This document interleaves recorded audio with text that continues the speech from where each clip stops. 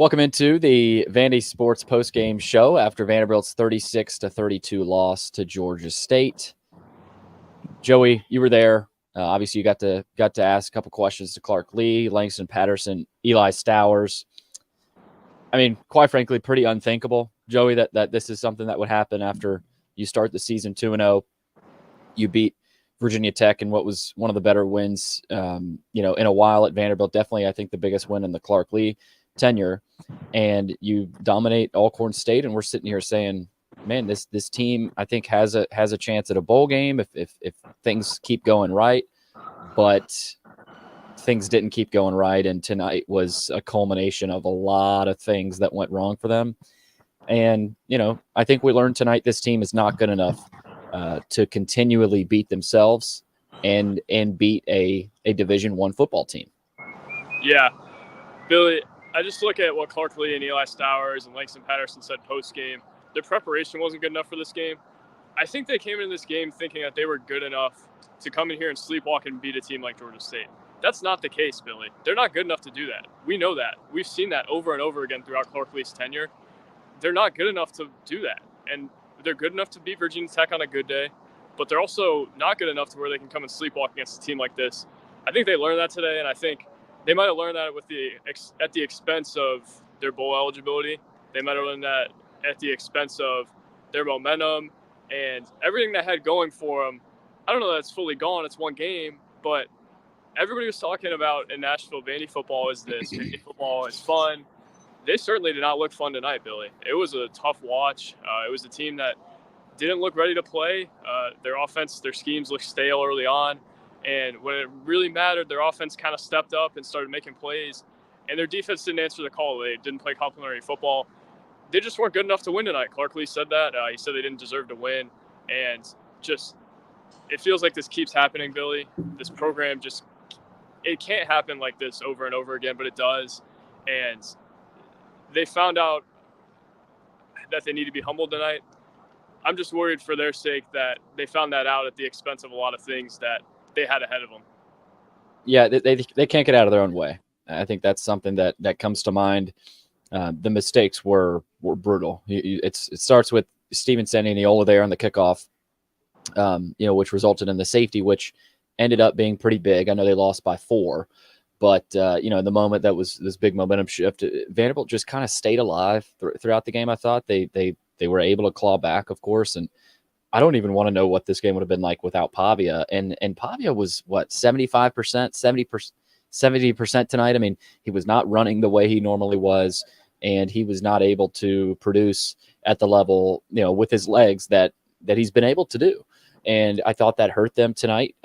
He was okay with his legs, but, when Vanderbilt needed him most, it didn't seem like he was 100% full go. And I thought the play calling kind of reflected that. He did throw for 270 yards, the highest outing of the season. I think a lot of that was because they were forced to throw. And, Joey, maybe they learned something. Maybe they learned something about their passing game. I know it's Georgia State, but, I thought there was a lack of sense of urgency there. Even with about 7-8 minutes to go in the game, they were still moving slow. And it just felt like Georgia State was the aggressor all night, really from the beginning. That first offensive series was awful, and there were just too many offensive series where you kind of see them walk off the field. You're shaking your head, going, "What? This is Georgia State. Like you should be able to run the ball on this team. This is not a particularly physical Georgia State team. They looked like it tonight, but this is a Georgia State team that just went toe to toe with UTC and could have lost that game. So I think what we learned, Joe, is that Vanderbilt is improved. They have talent that they didn't have last year. They have pieces they didn't have last year. But I think maybe we overthought a little bit of the mental makeup of this team. I don't think they're all the way there yet mentally. And I think a lot of that falls on Clark Lee. And, in my defensive report card piece, I gave them an F defensively. I did not think they were good enough at all defensively. One of the worst defensive games under Clark Lee, actually. Against a team, the team and situation is important too. CJ Taylor, undisciplined targeting call there. That's targeting. I don't know if that he should have been kicked out, but either way, you cannot make that play. At that moment, Linus Zunk lost his focus there, whether that was an unnecessary roughness penalty or not. The defense was very out of character, and the offense went out there and did enough to win the game. I think you give your defense a chance to get a stop with a little over a minute to go against a Sun Belt team. I think you should be able to get that one stop, as opposed to letting Georgia State drive down the field 80 yards in 45 seconds. Yeah, I mean that's unacceptable. Yeah, I mean, and I don't even know what I don't know what the strategy was. Colby Taylor there was on an island on that last play against Ted Hurst, who's a really good receiver, I think. And this offense, I think, surprised some people. But again, this is about Vanderbilt. I do want to give Georgia State credit, Joey, but I mean, that last defensive possession told me all I needed to know about this game. And Pavia playing 75%. He does enough. He drives down the field. They end up taking a 3-point lead, but the defense can't hold up their end of the bargain. And that's why I tweeted out, I thought the defense let this team down. And that's Clark Lee's defense. Clark Lee is the coach of the defense. And so I don't know what has to happen. Something's got to happen within that locker room. I do think this team is resilient. I think they have a good makeup. I think they'll bounce back. But how damaging is this loss? We'll see down the stretch of this season, Joey. Yeah, I think we had every indication through 2 weeks that their makeup was good, that they were a team that was resilient, they were about the right things, they were confident. You started to kind of get it this week to where Clark Lee's talking about, well, they're good on the field, they're good in training, but I'm not liking what I'm seeing in terms of mental stuff, in terms of off-the-field stuff. I think their team today realized how important those things are, and Clark Lee, I think, knew it this week.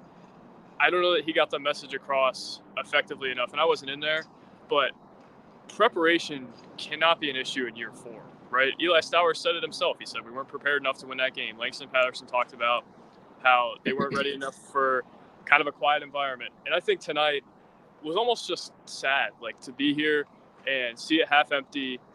An SEC team shouldn't be playing in a half empty Sun Belt stadium. It shouldn't be playing to the level of that team, and it certainly shouldn't be losing to that team. This stacks up to me, and I haven't been here the whole Clark Lee era. Certainly looks like one of the worst losses in the Clark Lee era. We covered one with UNLV last year. ETSU, I think, is probably still the worst one, but you got to win this game, especially with the momentum you have, especially with what you're trying to sell in terms of being an improved program. Clark Lee said it today. He said this is a better team than we've had in the past.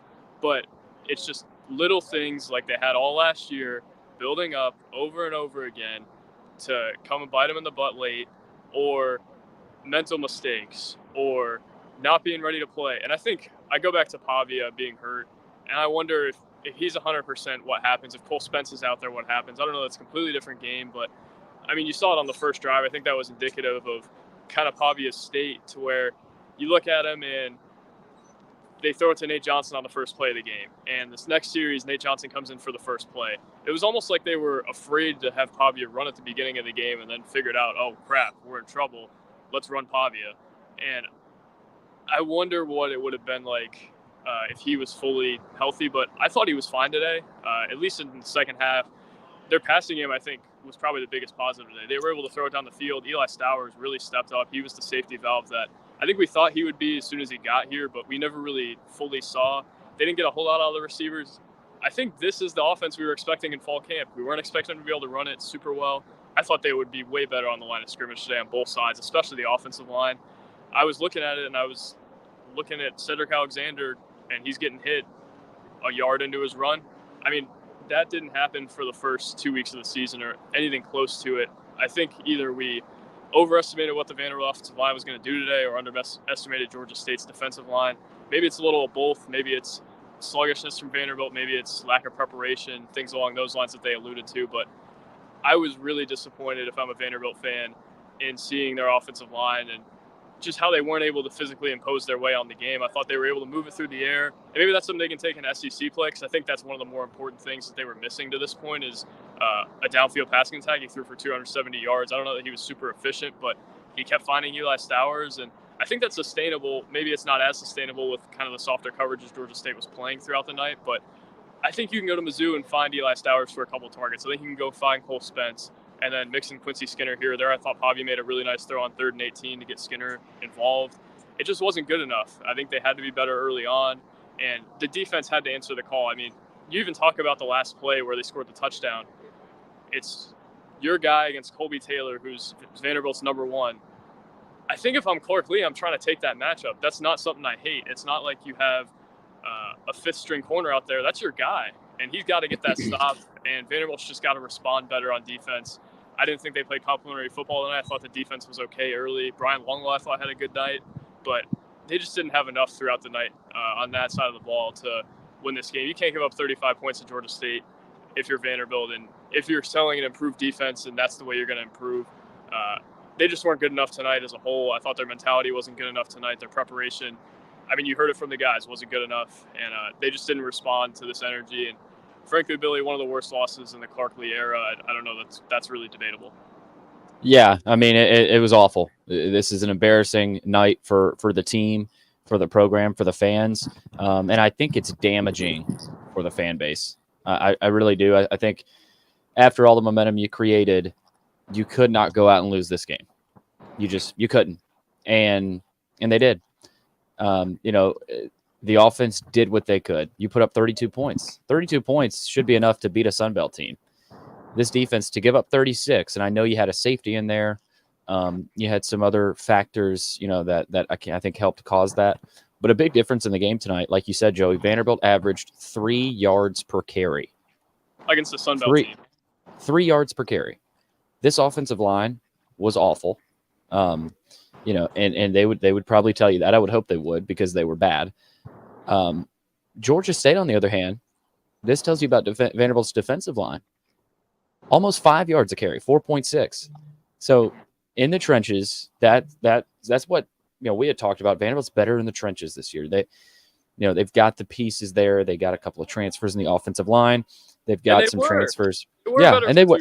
So what happened? And they were right, and they were. And defensive line, I think Zaylen Wood going down tonight was big. Mm-hmm. No Corday Sidner tonight was big. And I just didn't think they showed up. I didn't think this defense showed up tonight. I know there were possessions. I know Longwell had the interception. There were possessions. They were good, and they did make some big stops. And so I think you could argue that the other way, that at times this defense did keep them in the game. But, I mean, there's a higher standard for this. Clark Lee is the defensive coordinator, and they should have been well prepared. I didn't think they were, I didn't think this was a catastrophe on defense. I mean, I think, I think there's been games like this defensively, but again, that to me is a big difference in this game. Only averaging 3 yards per carry and giving up 4.6 to Georgia State. And I think people will gloss over that in this game. Another thing, Joey, third downs. Yeah. I mean, defensively, they couldn't get off the field. And then offensively, you're 6 of 13, which, I think is a little below 50% there. But those numbers, man, I think, that rush average per carry number is huge for me, that the trenches did not show up. And I think you're right that, going into this game, the mindset was not on par. And I don't know what happened off the field. I don't know. I mean, Stowers talked about that. He said off the field, we were not where we should have been. And again, I don't want to overreact. I really don't. But Joey, I don't think we are, because this was a big game. This was an important game. You're still the program that is 2 and whatever in the SEC. I mean, I think they got ahead of their skis, and it happened. And so, I think they are resilient. I think they'll be able to bounce back. But again, is the damage done, and how much damage will be done? We'll learn next week. We'll learn quick next week. But this is actually a good point here. Seek and Destroy TV. If they played in the first half like they did in the fourth quarter, they easily win that game. They sleptwalked through the first half. They really did. They sleptwalked through that first half, and I think they thought, okay, we'll get to the second half. We'll get to the fourth quarter. We'll find a way to win. Well, no. Georgia State said, no, that's not happening. Credit to Georgia State, that staff, their players. I thought Veyer he stood in there a few times, Joey, and made some big time throws. So, and they never adjusted. And I know we're kind of rambling here, but again, that yards per carry in the trenches, I thought was a big difference, Joey. Yeah. Can you remember that time of possession? I don't have my computer in front of me. Yeah, time of possession, Vanderbilt 27-22, Georgia State 32-38. So it wasn't a huge difference, but it felt like a bigger At a difference. point, it was. I think at the it half was it was 17-11, right? It was like 31-23 at one point too, and I think Vanderbilt can't win that way. They can maybe win that way against a team like Alcorn State or some days maybe even Georgia State, but it's really hard to win that way when you can't control the ball and you're a ball control offense. They were forced to kind of play with their left hand tonight, and I think they're capable of throwing it down the field, but that's not really what their bread and butter is. They want to be able to run it. Georgia State kind of took away the run game from them, and Cedric Alexander wasn't a huge factor. He scored the touchdown. A.J. Newberry wasn't a huge factor in the run game, made that really nice catch down the sideline, but they just didn't run it well enough, and I think they've got to be able to do better against Missouri if they want to have any chance in that game. If they have to play with their left hand like they did tonight, I mean, they're in trouble. And I wonder how much of that is Diego Pavia kind of being 75% or whatever. It looked like his range of motion was really limited in pregame warmups. It looked like he limped a little bit. And I just wonder what exactly is going on there. There was some more priority questions to ask Clarkley. I had about 3 more, but they cut the presser off, I think, probably for good reason. But Vanderbilt just didn't do it enough tonight on the ground. And I think maybe the biggest red flag other than the preparation piece is just the line of scrimmage and just how they got beat up there and gashed by a team that certainly should not have. And you talk about, is the damage done? It's really hard to think it's not, because you look at it and they got to get 6 to get in a bowl game.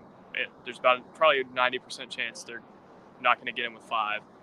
They had to get tonight to have 3. You're going to get Ball State, and then you're maybe getting 1 or 2 more SEC games, and that was even a stretch. Or you're getting 2 more SEC games, that's maybe even a stretch. Now you got to go win 3 SEC games, and they're more talented than they have been. They're better than they have been. But I don't know if their 3 SEC wins good.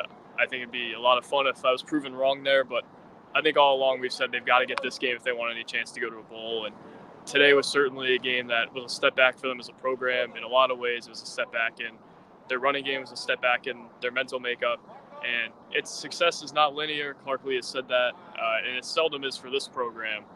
But they've got to have it in a game like this. And teams like Vanderbilt aspires to be, I wrote about this earlier in the week, they go into a place like this where there's rain and where it's half empty and where you're big favorites and you're coming out and have a look-ahead game next week. Programs like Vanderbilt wants to be, come in and win this game and win it handily. They were 8.5-point favorites at the end. They were more than that earlier in the week. I think they were 10.5-point favorites at one point. If they want to be if they look at what they want to be, they have to win games like this to get there. It's plain and simple. I think that was the most fired up I've seen Clarkley in a presser, because I think he knows that. And I think he knows that the product they put on the field tonight is not good enough. He talked about over and over again how he didn't want to compare it to the past, but I mean, it's pretty hard to, Billy. You look at the temptations of the demons of their past, and I think tonight they gave into those temptations to overlook a team like this and think they were good enough to come in and win without properly preparing for them, without coming in and doing their due diligence and coming out with intensity. You saw it early. They got punched in the face. Diego Pavia fumbled on the first play. That was their first turnover of the year. The first quarter was their first scoreless quarter of the season, and that kind of set the tone for the night. They were playing from behind all night, and I don't think they're a team that's built to play from behind the sticks. I certainly don't think they're a team that's built to play from behind on the scoreboard, and I think that showed tonight. They actually were better from behind than I thought they would be. I almost thought they were out of the game at some points, but they actually made an effort. I don't think they're built to compete in games like that where they're down 10, 15 points, though.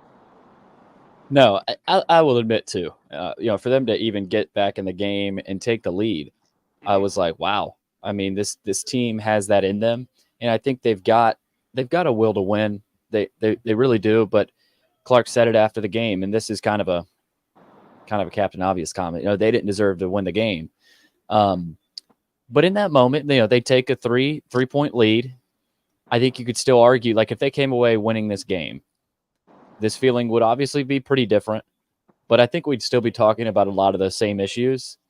And maybe it's good that this happened at this point in the season. I remember seeing Brett Pry's comments after the Virginia Tech loss to Vanderbilt. He said, we got humbled today. I think we needed that. And again, I look at this point in the season, Joey. I think if you told us, if you sat us two down together and said Vanderbilt's going to be 2-1 after 3 weeks, not telling us who they're going to beat or lose to, I think you'd take that. Now, in this scenario, I think hindsight's 2020, of course. I think that switches a little bit because it was Virginia Tech you beat, and you went out and manhandled Alcorn State, and then you go and lose to Georgia State.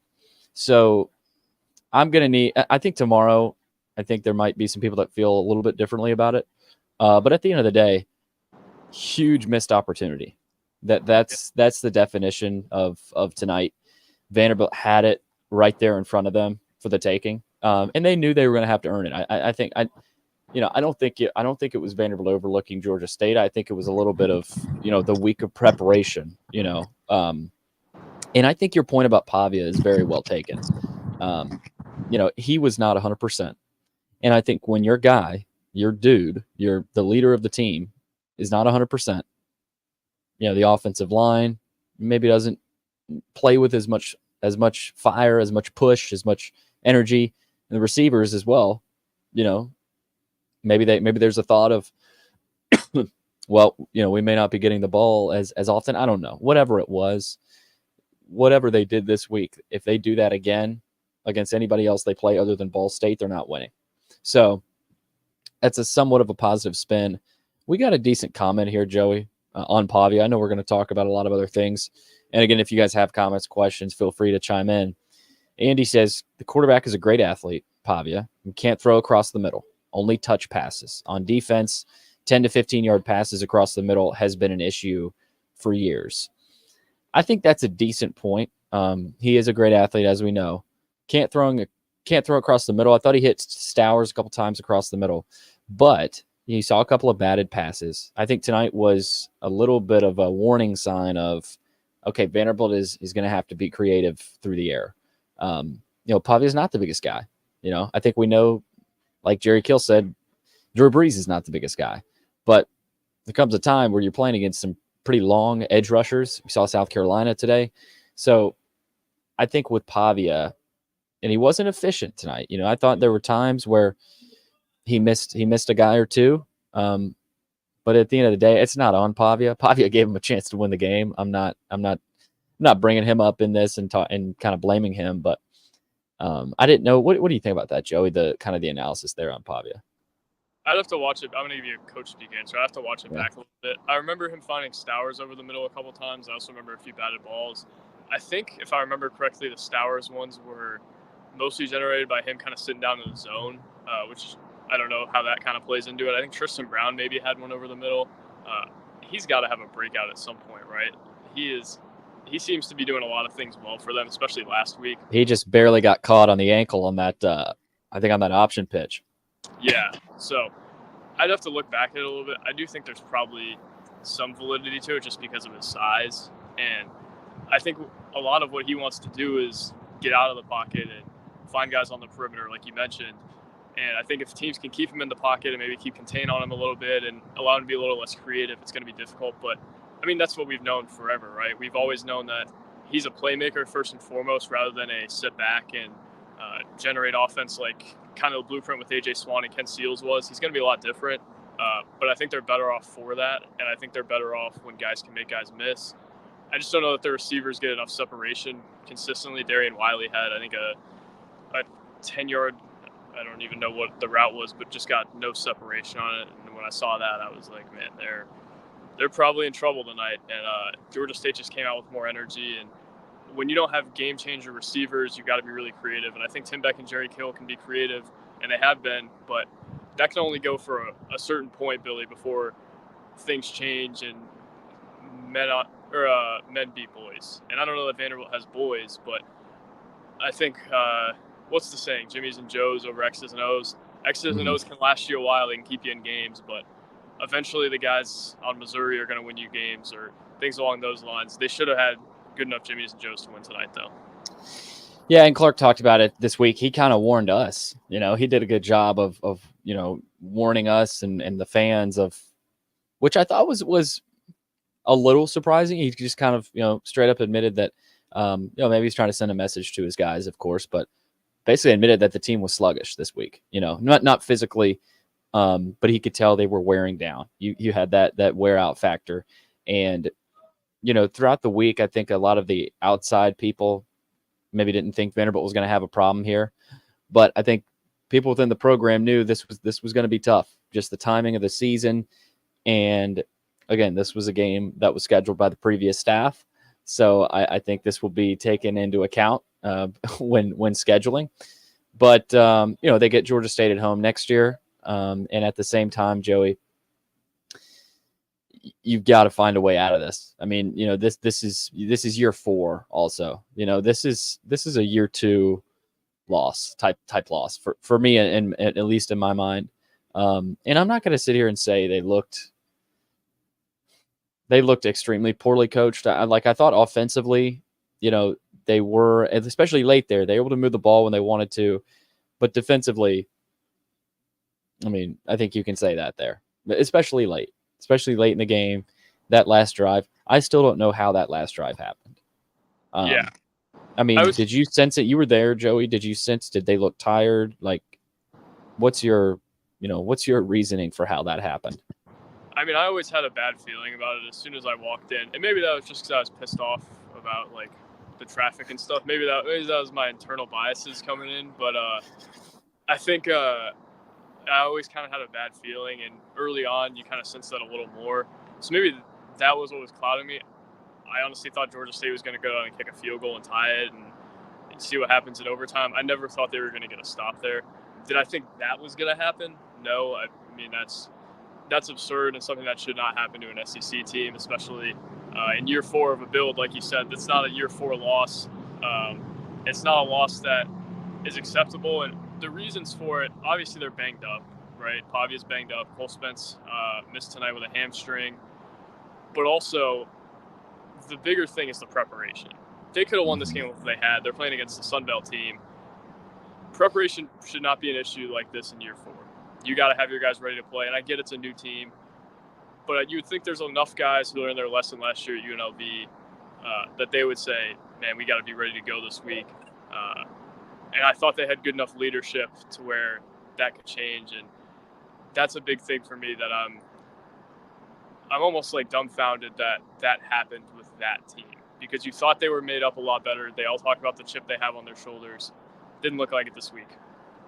No, it did not. And I want to go back to, you mentioned first play of the game was a little, I don't know what you call it, shuffle pass there to Nate Johnson, picked up a couple.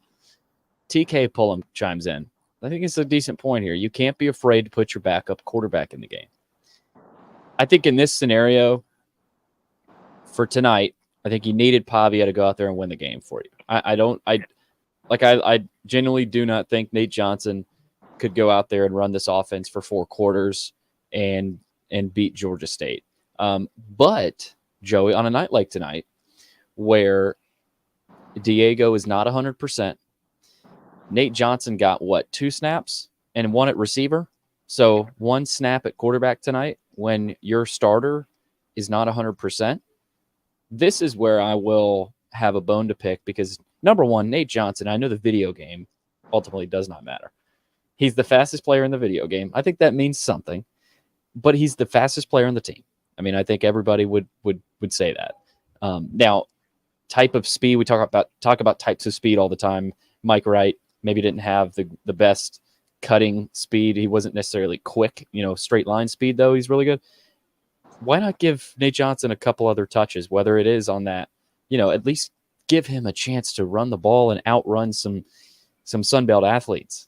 I mean, I through 3 games, I thought they would do a little bit more of that. I know Pavia is the guy. I know they love Pavia. He runs the offense the best, and you don't want to take snaps away from him. But I think this point is well taken.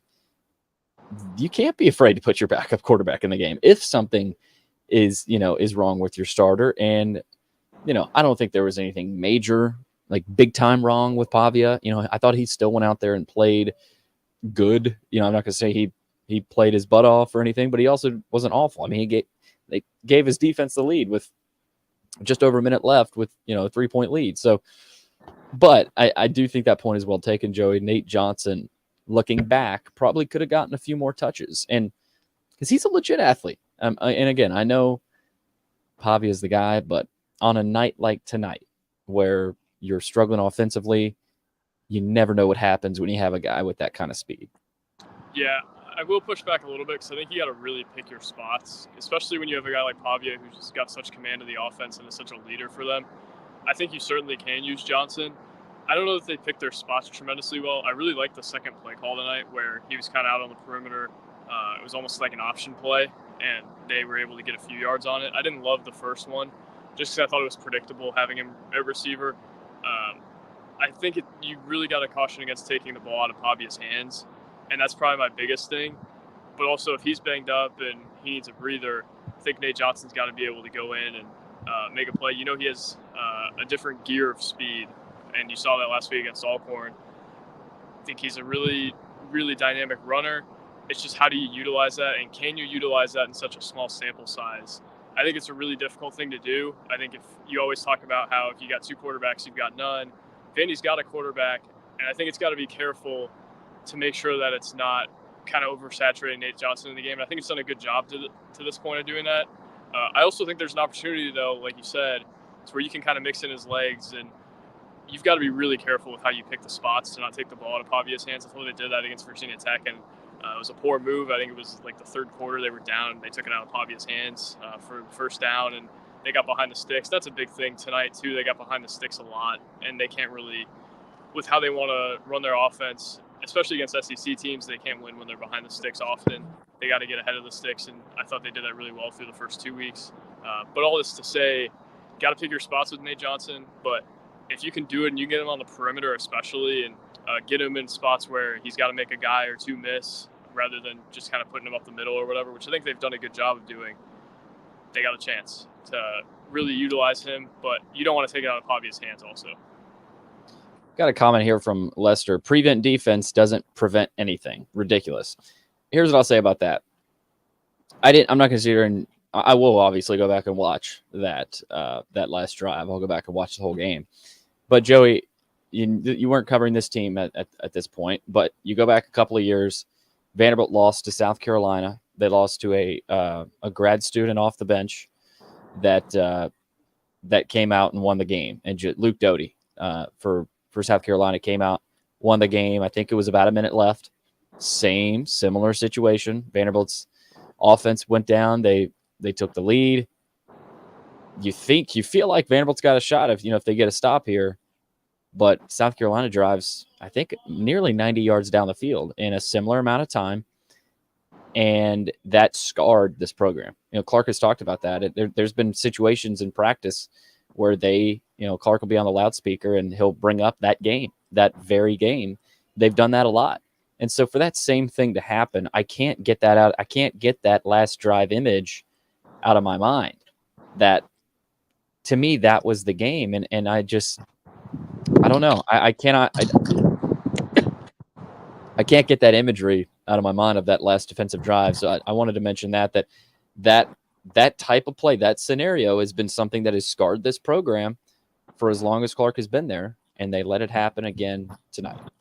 So yeah, that's what I'll say about that. I actually got to get going. My parking ticket's about to expire, and I prefer not get stuck in downtown Atlanta. So last final thoughts out of me, and if you can continue if you want. Sorry about that. I actually expired 30 minutes ago, so I really hope I'm not getting stuck in downtown Atlanta. It's already been kind of a crappy day, so hopefully it doesn't get abysmal. But really bad day for Vanderbilt football. I mean, a huge step back relative to the first 2 weeks. One of the worst losses of Clark Lea's tenure, and like I said in the story, they fell into the temptation of the demons of their past, and just way that I didn't think this program would stoop to again. They stooped to.